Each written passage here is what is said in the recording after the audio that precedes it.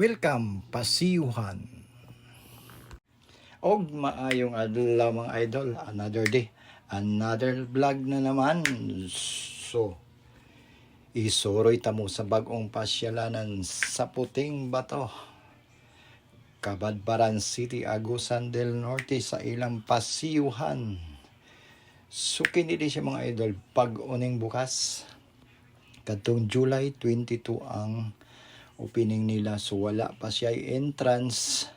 So gidumala din siya sa ato mga igsuon nga mga eyepiece Manobo og Mamanwa. So kana siya ang syudad sa Cabadbaran. Hong speaking naman sa Kalayon, siguro na asa 10 kilometers gikan sa Marcos Highway paingon sa Barangay Puting Bato. Og diri nato makita ang ilang sulod sa ilang pasiyo di pasyalan mga idol. Mauni siya tsada kaayo, makita nato ang view kana.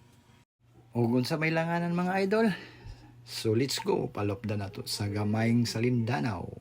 So welcome, pasiyuhan sa Barangay Puting Bato, Cabadbaran City. So maudeni ang top view sa ilang pasiyuhan. So diha makita nato ang Cabadbaran River. So kana mga idol, Cabadbaran River, mauna siya ang Barangay Puting Bato. So kanang kalsada diha taagi paingon og Cabadbaran City. So kiniday sa alang sa inyong kasayuran, kaniday nga kalsada mauni ang kalsada nga paingon og Lanusa, Tandag. So medyo wala pa siya mahuman, ongoing pa ang construction, dili pa nato maagihan. Kanang inyong nakita mga idol, mauna ang Tumipi.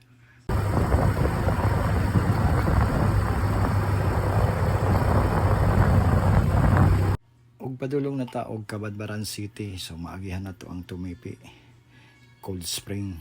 So ganina pag-agi na mo, daghang kayong tao.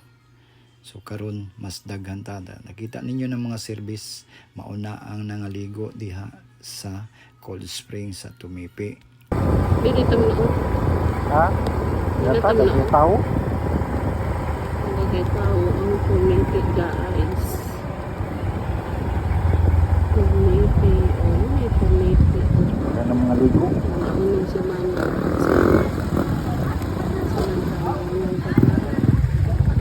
Kadaghan tao ang tao. Happy birthday.